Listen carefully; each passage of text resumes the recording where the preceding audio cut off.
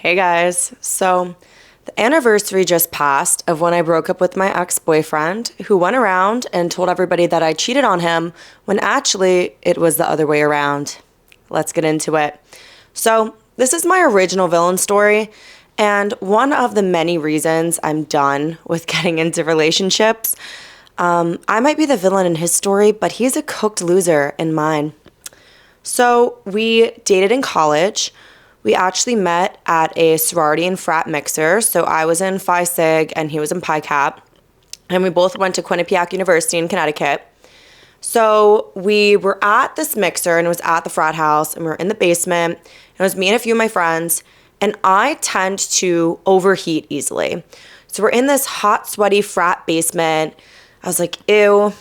And at one point I started to overheat. And I look at my friends, I'm like, hey, I'm just gonna go upstairs and sit in front of the AC. And they're like, okay.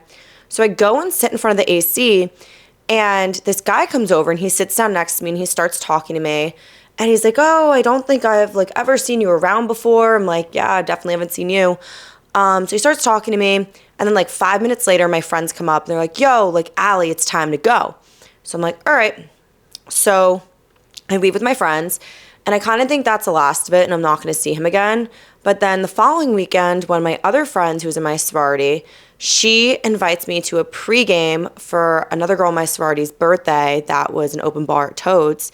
She invites me to this pregame and I go there and he walks in and immediately he starts fixing his hair in the mirror. I should have run then, but I didn't. And then we wind up talking for hours at Toads. And I'm like, oh, maybe this could actually be something. Our first date was ice cream. And then him and I wind up dating for a year, right? So we start dating for a year. And I come back home. This is January 2020 of my junior year. Junior year. And my friends were like, oh, let's go out to the bars. So I go out with my friends that night to the bar, and my ex-boyfriend from home was at this bar. And he could not accept that I was in a new relationship and, had a different boyfriend. So he tries to make out with me at the bar. And I do one of these. Immediate stiff arm. I'm trying to get him the F away from me. I'm like, no, we are not doing this. So there were people in the bar that went to Quinnipiac with me because my high school, Red Bank Catholic, is a huge feeder school for Quinnipiac. So these people obviously knew I had a boyfriend. I had been dating the same boyfriend for over a year. So I knew that word would get back to him. So I'm like, I gotta tell him before somebody else tells him because that's gonna look really bad and I'm being sneaky and hiding something when I really didn't have anything to hide. My ex-boyfriend just tried to make out with me and I stiff-armed him I was literally in Madden. I was in Madden football, stiff-arm to the neck. So I'm freaking out. My friends are like, Allie, relax. You didn't do anything wrong. We saw the whole thing happen. You're fine. I'm like, no, but I feel I did something wrong. They're like, you didn't. They're like, you literally stiff-armed him. So the next day I'm in shambles, right? I'm like, shit. So I call my boyfriend and I tell him the story just like I told you guys. He breaks up with me. He breaks up with me over this. I'm like, are you fucking for real? What? So he breaks up with me. I'm heartbroken. I'm in shambles. I'm literally crying in my mom's bed. My mom doesn't even know what to do with me. She's like, I have never seen my daughter like this over a guy. It was not good. It was really, really bad. So he texts me 2 days later and he's like, we're going to talk when we get back to school. And he explicitly tells me, he's like, I want to talk things out and fix things. I don't want to get with or be with anybody else. So that set me a little bit at ease, right? I'm like, okay, we're going to talk. Everything's going to be fine. We're just going to go back to the way things were. Boy, was I wrong. So I get back to school and I had executive board training for my sorority because I was going to be on executive board. So we had a full day of training. It was this big long thing. And at the time, we were both sharing each other's locations. So I see his location, because he lived in Massachusetts, was moving from Massachusetts down to Connecticut. So I'm like, okay, well, he's probably going to get back tonight. He's probably going to want to chill and unpack his car from winter break and just hang out with his friends. I'll give him his space, right? So I give him his space. I finish up with my sorority training and I get a text from him the next day. And he's like, let's meet up and talk. So at the time I was taking earth science. So all the business majors and all the non-science people, you had to take a science credit at Quinnipiac with the lab. So I chose earth science because that's like what all the business majors did. So I'm literally learning about volcanoes and shit and rocks. It's actually pretty cool. But so I decided to skip that class that day, right, to go talk to him. So I pull up to his house, and it's his college house, and he lives with like, I think 4 other people at the time. And I'm like a ball of nerves, right? I'm like, oh my God, like I'm so nervous, like what's gonna happen? So I walk into the house and I walk up to his room and he opens the door and he seems like really nervous, like a little bit more than usual. I get that it's gonna be like a nerve-wracking conversation, but he seems very jumpy to me. And I'm like, this is kind of like weird. He immediately starts like making out with me. I have to push him off me because I was sitting on his bed. I have to literally stiff arm push him off me. I'm like, yo, like, what is your deal right now? Like, I don't want to make out with you. You said we're going to talk. Like, what's going on here? He's like, sorry. Like, then tries to make out with me again and undo my belt. I'm like, get off me. Like, literally get off me. Like, what is wrong with you? So he like gets off me and then he's like pacing again, all nervous. Then he puts on Circles by Post Malone on the TV. And he's like, I feel like this is our relationship. What the fuck? I'm sorry, what the fuck? Like, what? So he's like pacing again. And I just like look at him and I had this feeling to just bluff. So I go, who is she? He goes, what are you talking about? I'm like, who is she? And he's like, what are you talking about? Denies it again. I go, who is she? He goes, well, the day after I broke up with you, I matched this girl on Tinder and had her drive down because she was home too. She was from Long Island, I think. I could be wrong. But she had her drive down, meet me at my college house. We did edibles together and I fucked her and she stayed over and slept in the same bed that you slept in. I'm sorry, what? You said we were going to talk. You didn't tell me that you fucked some girl from Tinder. I go, what's her name? I want to know right now. Okay. Turns out this girl was friends with girls in my sorority that were a grade older than me. So they all had to have known about this, right? So I look like a dumbass because I'm telling people, oh, like, we're going to get back together. Like, you know, we're just like going through a little bit of something. Meanwhile, these bitches know like he fucked some other girl. I'm like, you have to be fucking kidding me, right? So he shows me the girl. This girl also knows who I am, knows that I'm his girlfriend, like knows exactly who I am. Quinnipiac's not that big of a school. He tells me this, okay?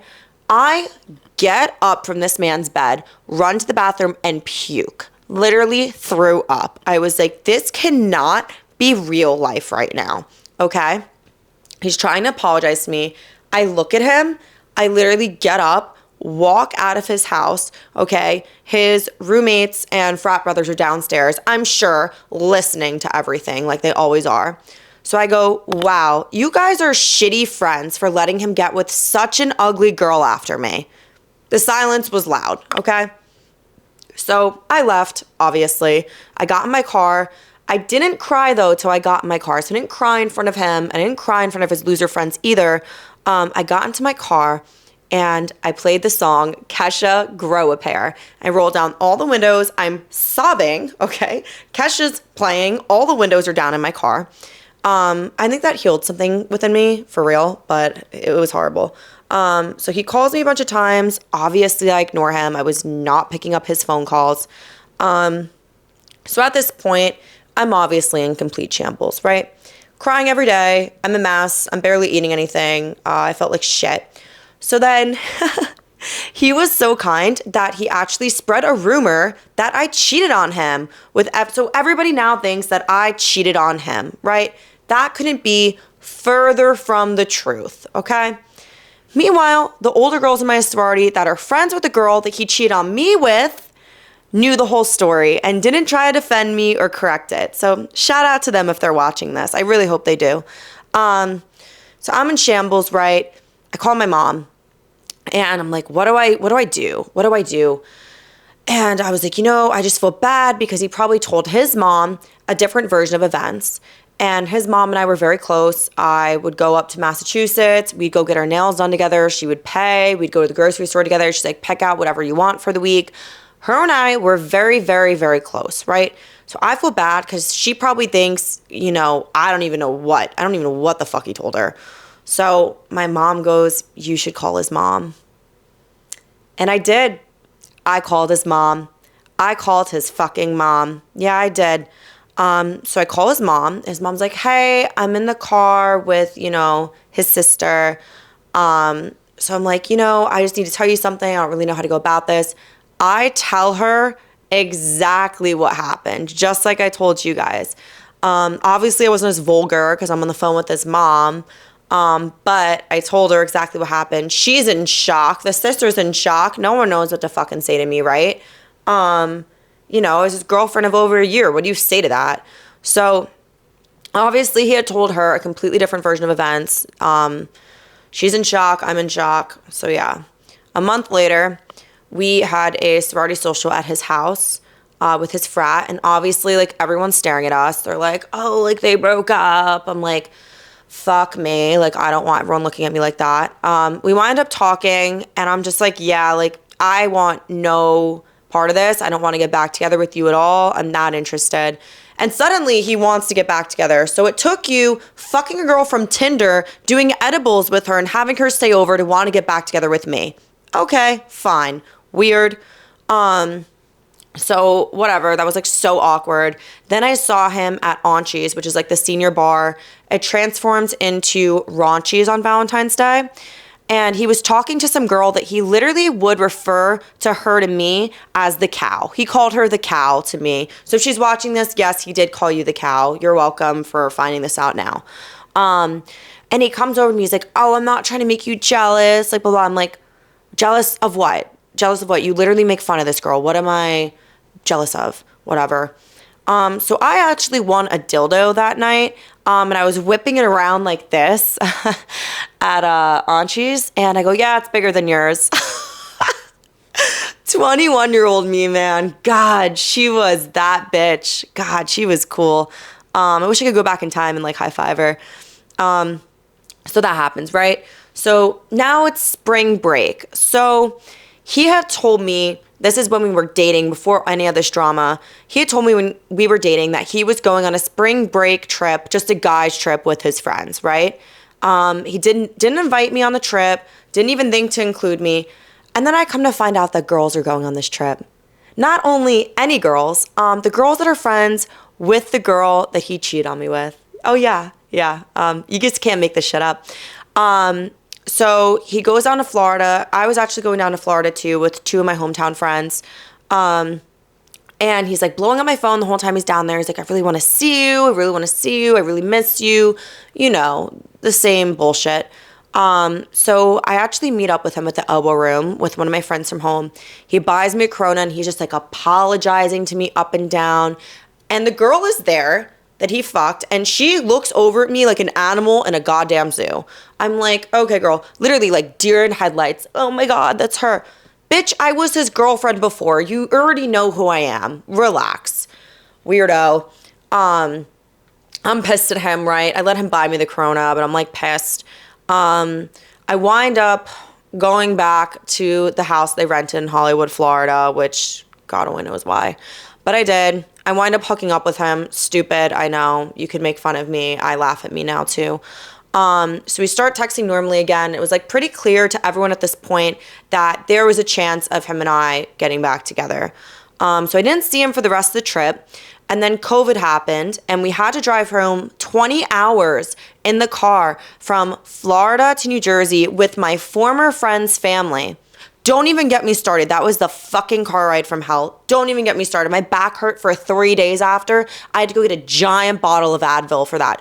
Pretty sure I could have OD'd on ibuprofen. Whatever. So COVID happens. We all get sent home. And he had an off-campus college house in Connecticut. So this is spring semester of 2020. He would invite me to his college house all the time. I'd go up there, we'd go hiking. So we have Sleeping Giant State Park across the street from Quinnipiac. So during COVID, what him and I would do is I'd go up there, we'd go hiking. One of his friends used to come up a lot too. Like all the three of us used to hang out a lot. We'd even like drink in the backyard around like a bonfire, that kind of vibe. So we decide to get back together. In my defense, it was COVID and we all thought the world was going to end, okay? And maybe I just want a sense of comfort and someone who is familiar to me, all right? So that's my defense. It was COVID. It was crazy times, all right? So I get back together with him, cue my eye roll. So now fast forward to fall of 2020. We decide to go pumpkin picking, like most couples do. And his parents had bought him a brand new white Jeep Grand Cherokee. Now, I was jealous. I'm not going to lie and sit here and say I wasn't jealous. That was my dream car. I'm like, fuck, this motherfucker's parents just bought it for him. Like, I'm jealous, right? I was jealous. So we go pumpkin picking and we put the pumpkins in the back of the car and we're driving.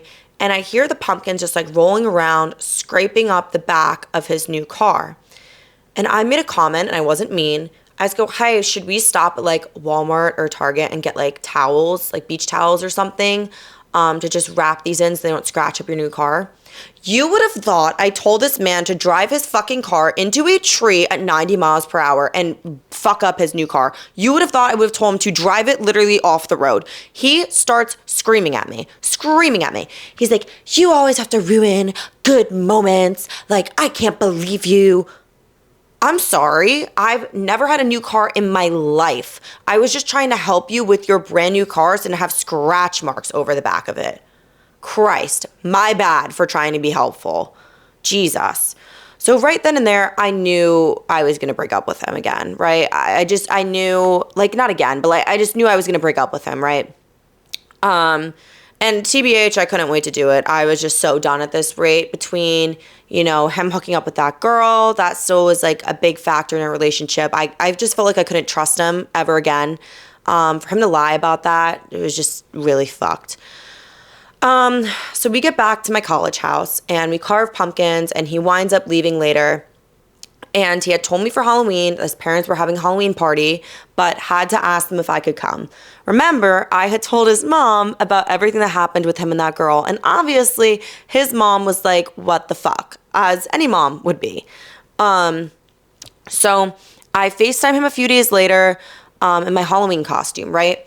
And I'm like so hype for this Halloween costume. I was being Maddie from Euphoria. From, if you've seen Euphoria, you know, that scene at the chili contest when she's like arguing with Nate and she's in that crop top and the pants with the cutouts.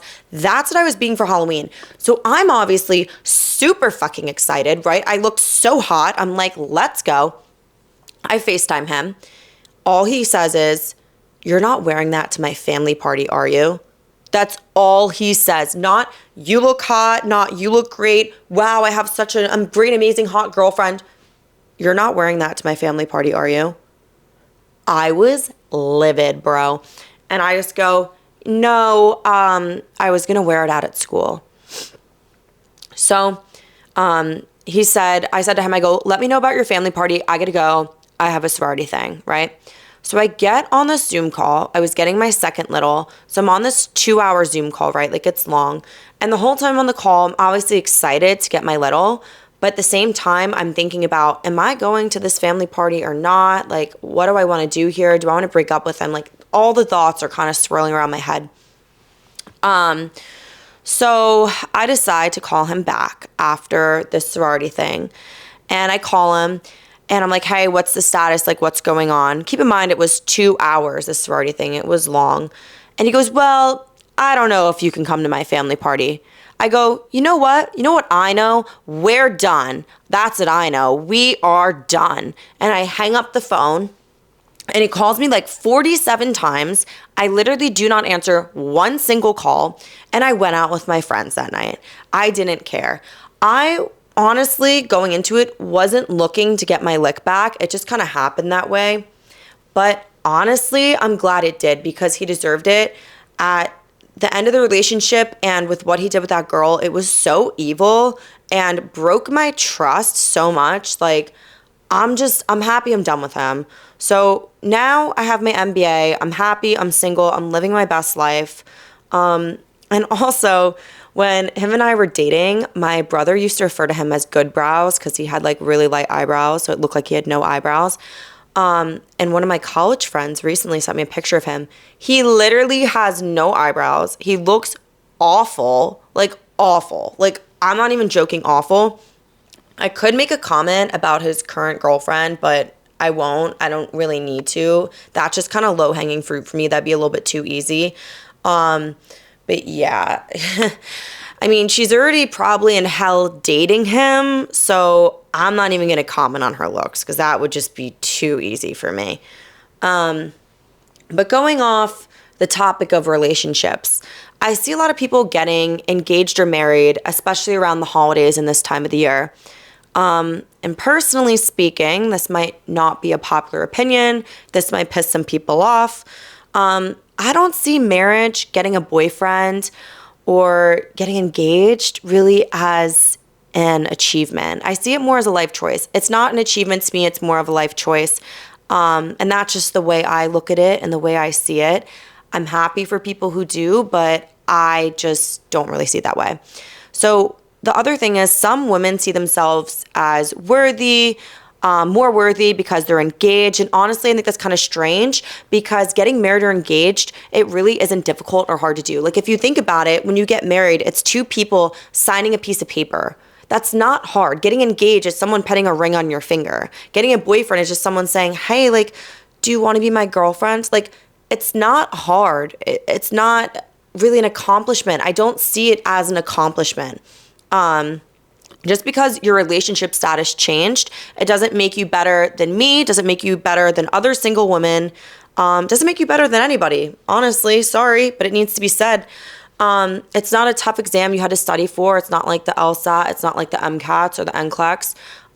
So personally speaking, I don't really see it as an accomplishment. It's not you furthering a degree or going to school for longer, getting an MBA, going to law school, going to become a doctor, going to become a nurse, any type of school or furthering your education or getting a certification. It's really not that. And what I don't get is why we don't celebrate people furthering their education and doing something for themselves in the same way we celebrate people getting engaged, married, having kids, or getting a boyfriend. I think it's weird. I see getting married, engaged, getting a boyfriend as a milestone, but I don't see it as an achievement. Personally speaking, I don't see it. Like I said, anybody could do it, so I don't really see it. I see happy and healthy marriages that have lasted for years and years and years as an achievement, but the act of getting married, it's not an achievement to me. I'm sorry, it's not. And you're no better than anybody else because you're engaged or married or have a boyfriend. You're not. Sorry, you're not. It's a life choice. You decided to update your relationship status, all right? So I had to say that. I had to get that off my chest. I've been feeling that way for a while because I do see how some, not all, some women think that they're up here because they have a boyfriend or they're engaged or they're getting married and they look down on other women who are single. And you know what? It's not cool. I don't like it. All right? Needed to be said. So last episode I left off about Thanksgiving Eve, right? And kind of tying together the holidays here too.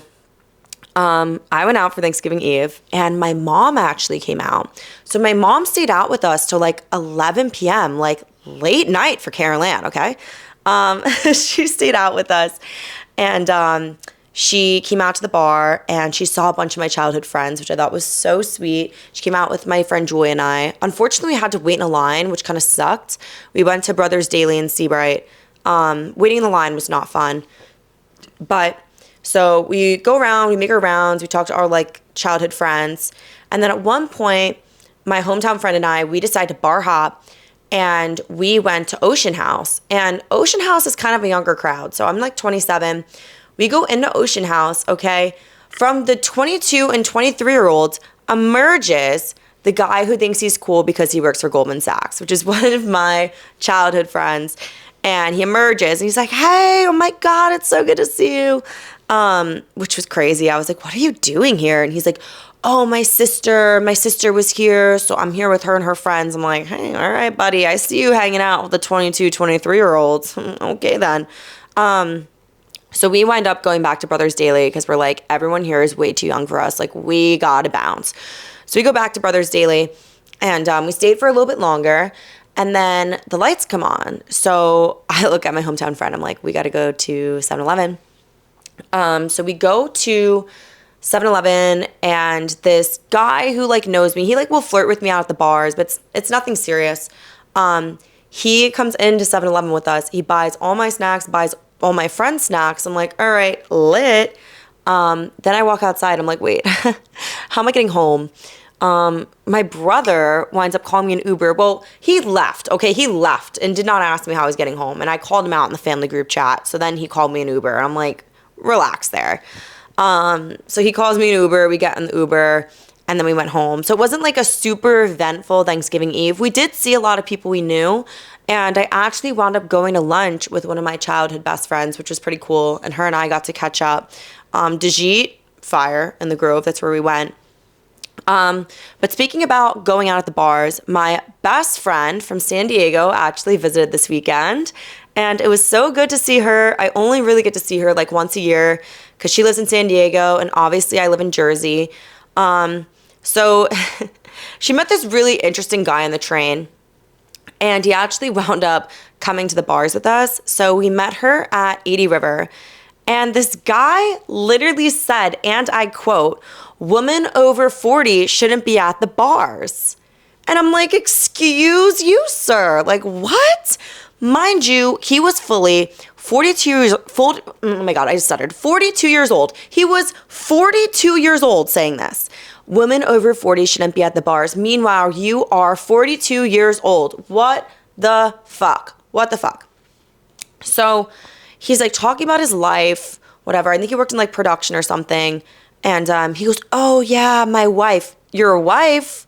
I'm sorry, what? He goes, oh yeah, my wife, she's having a girls' night at home, so I decided to come out. I'm like, where the fuck are your friends? Like, you decided to come out alone? And he's like, yeah, okay, whatever. I just thought that was crazy. So before I knew how old he was, I made a comment because somehow we were talking about childhood. So I go to him, oh, so you grew up in the 90s, which reasonable, okay, like could have guessed that. You would have thought I shot this man. He goes, no, I grew up in the 2000s. He was so mad about that. He's like, you know, the early 2000s, blah, blah. He's talking about all these pop stars. I'm like, bro, the 90s and the 2000s are quite literally right next to each other. It is not that deep, I fear. So weird. So then, after my friend leaves, so my friend from San Diego, she had to leave because she had an early flight at like 4 a.m. So I walked her to the path, and then she took the train back to Connecticut. So I met this guy. I'm sitting at Green Rock now, and my one friend bartends there. I meet this guy who's a lawyer. So I start talking to him, and he seemed normal. So I decide to go to Mad Hatter with him because a few of my other friends were going to Mad Hatter. First of all, that's how you know I'm drunk if I'm going to Mad Hatter. Like, that really was one hell of a choice, to say the least. Sorry, little water break. So I go to Mad Hatter, and we're sitting at Mad Hatter, and he starts to get very touchy with me. Like, I am not the touch tank at the fucking aquarium. Like, don't touch me. I'm not the touch tank at the aquarium. Like, weird. And I'm like, can you just please take your hand off me? Like, this is weird. And he kept doing it. I multiple times grabbed his hand and removed it from me. Like, don't touch me. We just met. It's weird. I'm not the touch tank at the aquarium. Like, stop. So my friend who bartends at Green Rock, he was like going out after. So we're like texting, and I ask him, I'm like, hey, are you coming to Mad Hatter? He's like, yeah, I am.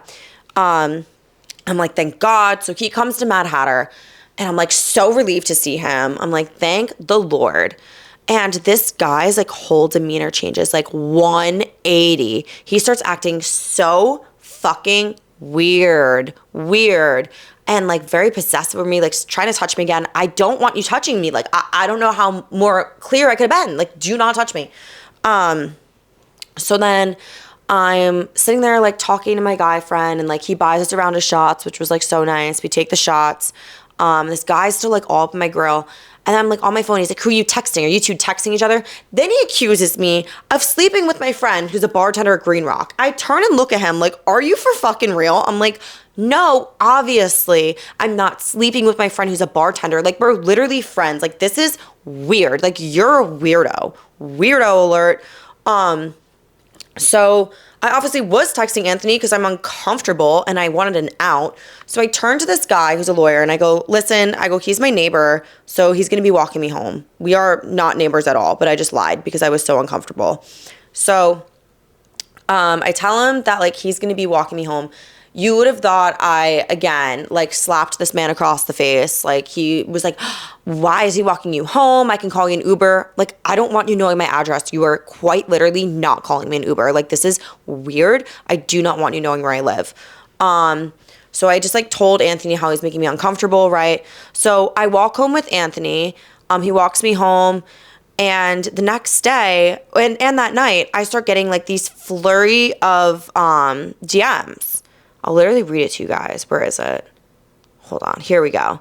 I start getting these flurry of DMs from these guys, like literal paragraphs. I'm like, what the hell? This is like at 1:42 a.m. Hey, it was nice meeting you. Make it back, okay? Hey, I do want to apologize for last night. Honestly, I'm not even too sure what happened. I'm not going to try gaslighting, manipulate the situation. I definitely could have handled it better, and frankly, it was stupid. Overall, I own my mistake and I do take accountability. I just think I saw you and him texting when we were right next to each other, and my head was like, why won't they just speak out loud? Are they making fun of me or something? Which frankly is a really stupid line of thinking for me to take. It was immature. I guess I liked you, so I guess I got jealous or something. He openly admitted he got jealous to my face. But again, I definitely own it and I do apologize sincerely.